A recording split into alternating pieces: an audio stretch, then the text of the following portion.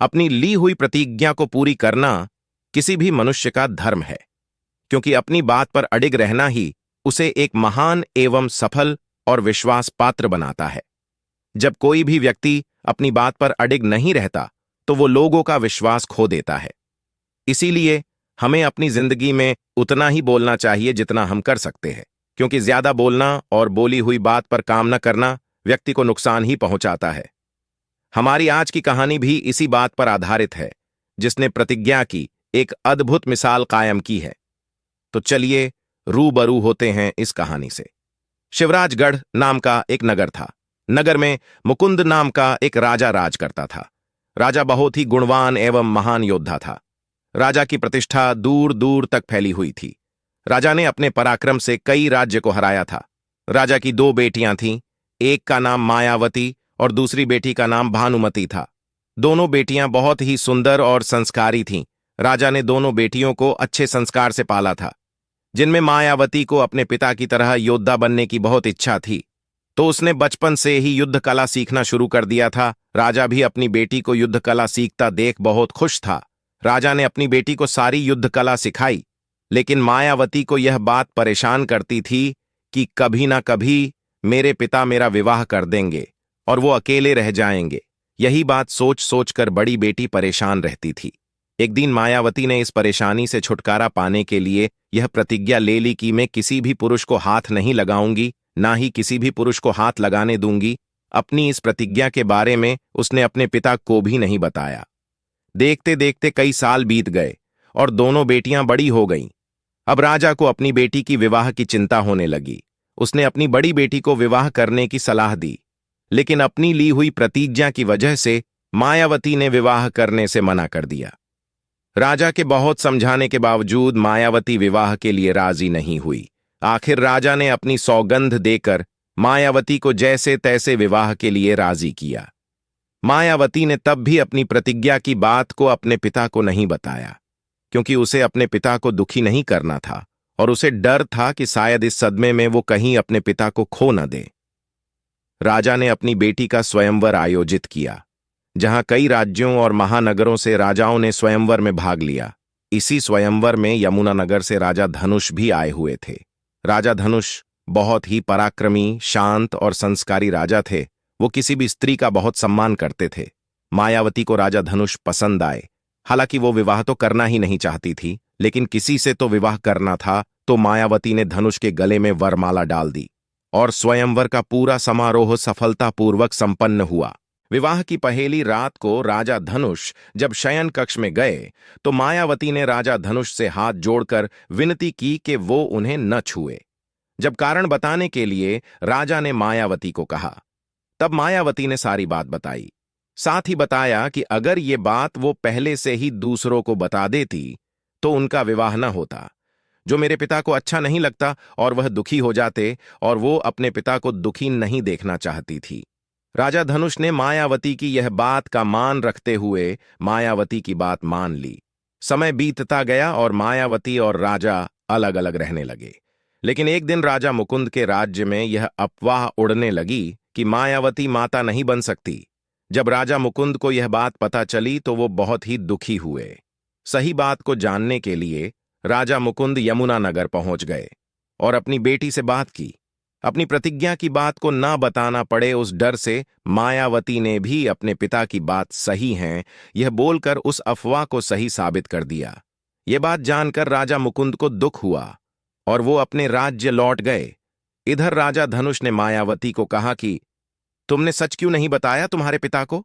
तब मायावती ने कहा, यह प्रतिज्ञा मैंने बहुत ही छोटी उम्र में ले ली थी, अभी तक नहीं बताया, क्योंकि मेरे पिता को यह बात पता चलती तो ये अच्छा नहीं होता। आज नहीं बताने का कारण यह है कि अगर मैंने आज यह बात बता दी होती तो उसे लगता कि यह बात तुमने मुझे पहले क्यों नहीं बताई। दुनिया में हर पिता को अपनी पुत्री का विवाह एवं कन्यादान करना सौभाग्य लगता है, और वह सुख मैं उनसे कैसे छीन सकती थी, और पता चलने पर मेरे पिता को खोने का डर था। अभी की यह बात से वो थोड़े दिन दुखी होंगे, लेकिन बाद में सब ठीक हो जाएगा। तब राजा धनुष ने कहा, तुम अपनी प्रतिज्ञा को तोड़ नहीं सकती? उस पर मायावती ने कहा, मेरे पिता ने मुझे सिखाया है कि अपनी ली हुई प्रतिज्ञा को पूरी करना हमारा कर्तव्य है। दूसरी ओर राजा मुकुंद रोज यह बात सोचकर परेशान रहते थे कि अब क्या किया जाए, क्योंकि राजा धनुष के कोई भाई नहीं थे तो उनकी पीढ़ी का क्या होगा। दूसरी ओर सारा दोष वो मेरी बेटी को देंगे।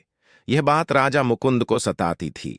एक दिन उसे विचार आया कि मैं अपनी छोटी बेटी का विवाह अगर राजा धनुष से कर दूं तो सारी समस्या पूरी हो जाएगी। यह बात को आगे बढ़ाने के लिए राजा मुकुंद ने राजा धनुष को शिवराजगढ़ न्योता भेजा। शिवराजगढ़ से बुलावा आने पर राजा धनुष बिना वक्त गंवाए निकल गए। राजा मुकुंद ने धनुष को सारी बात बताई।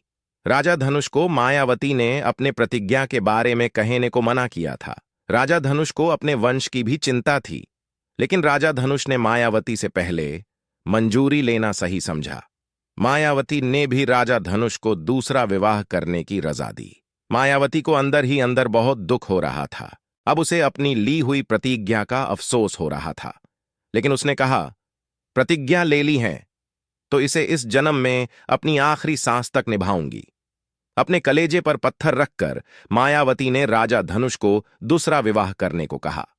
अपने पिता की बात का मान रखते हुए भानुमति ने राजा धनुष से विवाह करने का निर्णय लिया। विवाह के अंतिम विदाई के क्षणों में राजा मुकुंद ने राजा धनुष को कहा, मुझे आप वचन दीजिए कि आप मेरी दोनों पुत्री में कोई भेदभाव नहीं करेंगे और मेरी बड़ी बेटी की तरह ही मेरी छोटी बेटी को भी रखेंगे। राजा धनुष सोच में पड़ गए, लेकिन उसे वचन देना पड़ा, क्योंकि वो मायावती को भी प्रतिज्ञा की बात न बताने का वचन दे चुके थे। इस तरह विवाह संपन्न हुआ। विवाह के बाद भानुमति को मायावती ने ली हुई प्रतिज्ञा के बारे में पता चला। राजा धनुष ने राजा मुकुंद को वचन दे दिया था कि वो भानुमति को भी मायावती की तरह ही रखेंगे, जिसकी वजह से अब राजा धनुष भानुमति को भी छू नहीं सकते थे। ये बात भानुमति को झांत हो गई, लेकिन भानुमति भी अपनी बड़ी बहन की तरह संस्कारी, महान एवं वचन को निभाने वाली स्त्री थी। इसी वजह से राजा धनुष को परेशान देख भानुमति ने धनुष के पास जाकर कहा, आप निश्चिंत रहिए, मुझे सब मालूम है। आपके द्वारा दिया गया वचन का पूरी तरह से पालन होगा। राजा धनुष को वचन के साथ वंश की चिंता थी, लेकिन यह उनका भाग्य समझकर उसने अपने वंश के बारे में सोचना छोड़ दिया। इस तरह 1 साल बीत गया। एक दिन जब भानुमति महल में विश्राम कर रही थी, तभी उनके द्वार पर एक साधु महात्मा आए और उसे भिक्षा देने को कहा। तब भानुमति ने साधु महाराज का स्वागत किया। तभी साधु महाराज ने कहा, मैं तुम्हारे द्वार से भिक्षा तभी लूंगा यदि तुम एक माता हो, अर्थात तुमने पुत्र अथवा पुत्री को जन्म दिया हो। यह बात जानकर भानुमति चिंता में पड़ गई। तभी मायावती और राजा धनुष वहां आ गए। उसने साधु महात्मा की यह बात सुनकर साधु महाराज से विनती की और अपनी समस्या बताई। तभी साधु महाराज ने कहा है, राजन, ये मेरी समस्या नहीं है। मुझे भिक्षा देना तुम्हारा धर्म है, और अगर मैं खाली हाथ तुम्हारे द्वार से चला गया तो तुम्हारी सारी संपत्ति, प्रजा एवं वंश का नाश हो जाएगा। यह बात सुनकर तीनों लोग विकट समस्या में फंस गए।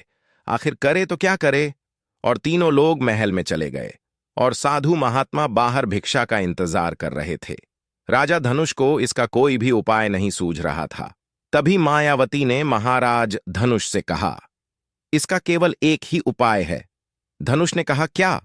तब मायावती ने कहा, अब अगर हम साधु महाराज को भिक्षा दिए बगैर जाने देंगे तो हमारे साथ साथ इसका परिणाम हमारी सारी प्रजा को भी भुगतना पड़ेगा। इन सभी विपत्ति से बचने के लिए हमें जहर खा के अपने आप को नाश कर देना चाहिए। राजा धनुष और भानुमति को मायावती का यह सुझाव उचित लगा और तीनों लोगों ने जहर खाने का निर्णय लिया। और उधर साधु महाराज रह देखकर थक गए थे। ऐसे में उसने राजा को आखिरी बार बुलाया, अगर बाहर आके भिक्षा नहीं दोगे तो मैं चला जाऊंगा। कोई भी आवाज न आने पर साधु महाराज जाने लगे। तभी महल में से चिल्लाने की आवाज आई। साधु महाराज ने भी उस चीख को सुना। ऐसे में उसने महल में भीतर जाके देखा तो दोनों रानियां और राजा धनुष की जहर खाने की वजह से मृत्यु हो गई थी। तभी साधु महाराज प्रसन्न होकर कहा, धन्य है आप तीनों को, आपने अपने वचन, प्रतिज्ञा और प्रजा के लिए खुद को खत्म कर दिया। यह बात बोलकर साधु महाराज ने अपनी संजीवनी विद्या से तीनों को पुनः जीवित कर दिया। और तीनों लोगों ने साधु महाराज का यह चमत्कार देख उनको प्रणाम किया। साधु महाराज ने मायावती से कहा, पुत्री, यह तुम्हारा नया जन्म है, इसलिए तुम्हें अब तुम्हारी प्रतिज्ञा को इस जन्म में निभाने की जरूरत नहीं है। और यही बात सुनकर मायावती अत्यंत प्रसन्न हुई। तीनों लोगों ने साधु महाराज का धन्यवाद किया। साधु महाराज ने कहा, दरअसल यह भगवान की परीक्षा थी कि आप अपने वचन एवं प्रतिज्ञा के प्रति कितने सज्ज हैं, और आप तीनों परीक्षा में सफल रहे। भगवान आपका कल्याण करे। यह बात बोलकर साधु महाराज वह से चले गए। इसके 1 साल के बाद भानुमति और मायावती दोनों ने पुत्र को जन्म दिया। राजा धनुष और राजा मुकुंद बहुत खुश हुए, और इधर शिवराजगढ़ और यमुना नगर में सारी अफवाह बंद हो गए। तो मित्रों, यदि आप भी किसी भी मनुष्य को कोई वचन दे तो उसे अवश्य ही अंत तक निभाए। ध्यान रखें कि वचन किसको देना है यह भी झांत होना चाहिए। वचन का पालन करने से विश्वास बढ़ता है, और विश्वास बढ़ने से प्रतिष्ठा, रुतबा और इज्जत बढ़ती है। और इज्जत पैसे से खरीदी नहीं जा सकती, वो तो सिर्फ कमाए जा सकती हैं। इसलिए पैसे से ज्यादा इंसान को अपनी प्रतिष्ठा एवं इज्जत का ध्यान ज्यादा रखना चाहिए। हमारी कहानी और बात आपको अच्छी लगी हो तो दूसरों को बताए, और नहीं लगी तो हमें बताए। इसके अलावा चैनल को लाइक, शेयर और सब्सक्राइब करें, और कमेंट करना ना भूलें।